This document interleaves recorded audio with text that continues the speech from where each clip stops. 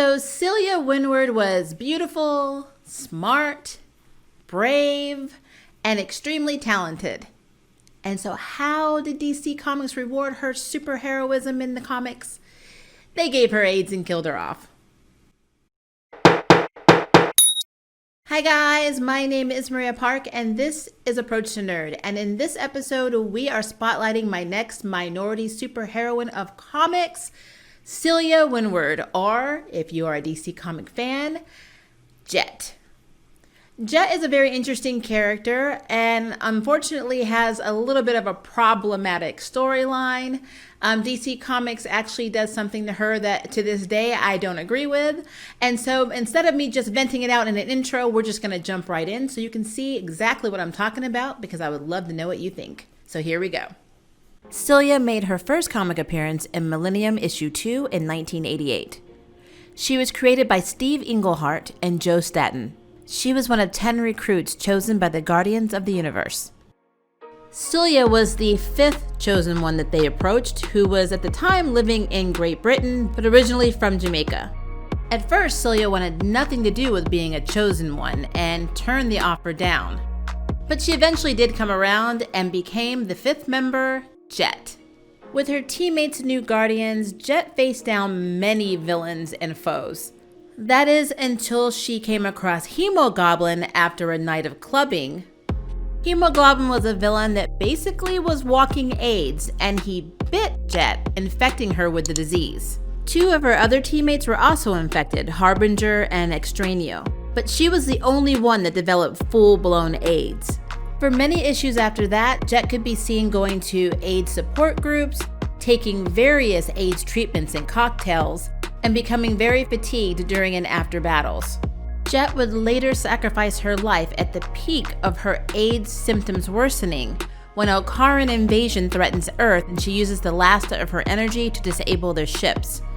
Unfortunately, she didn't have enough strength to reverse the polarity and it essentially kills her. The team mourns her death for half of an issue and then, well, basically move on. Which is pretty much a waste of a very good character. Although there were hints to Jet leaving, especially with Harbinger having almost the exact same power set as Jet, something that Jet herself points out in an earlier issue of New Guardians. Oddly though, she resurfaces in Green Lantern issue 10 as the leader of the Global Guardians, with no explanation as to how she was revived. Which makes me question, if the original Guardians gave her powers and immortality, then how was she able to die? And then why would the AIDS virus be slowly depleting her life? And how was she revived? These are questions that to this date have never been answered. Celia would later appear in more issues of Green Lantern, as well as Checkmate, and in flashbacks in both Detective Comics and issues of Suicide Squad. Another interesting tidbit about Jet is that Harbinger and Jet's bodies were linked, so if one of them took damage on a certain body part, the other would feel it. She's also one of the most optimistic people on her entire team. Even when she was diagnosed with full-blown AIDS, she still wanted to fight and kept everybody else's spirits up. We also don't know much about her family, except for having a grandmother named Maria who was saved by Green Lantern Alan Scott. Jet's powers are electromagnetism. She can use sound manipulation and darkness manipulation, meaning she can turn off the sound and darkness in light. She has thermoblast ability and she's able to fly. She also has the power to control electricity. Her hair also seems to emit this green flame similar to Beatrice, or Fire, another Global Guardian. Except Celia has no power over fire. Jet has been portrayed in animated form on the series Young Justice, but no live-action portrayal has happened yet. But if it does, I have the perfect casting.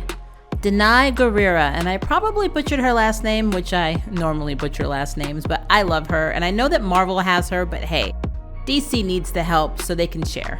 Jet has not been seen since issue 14 of Green Lantern, and I'm really hoping that they reboot this character because she has a lot of potential and we don't know a lot about her backstory. So please, DC Comics, if you're out there, get on it.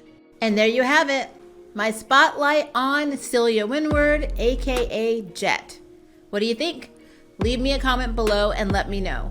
And if you'd like to sign up for jury duty, hit the subscribe button. If you'd like to know who's next on the nerd bell, it's a notification bell. Until next time, I can't wait for you to approach the nerd. Bye, guys. Thank you for watching my video. I really appreciate it, but hey, the party doesn't have to stop now. Click on one of these videos and keep it going.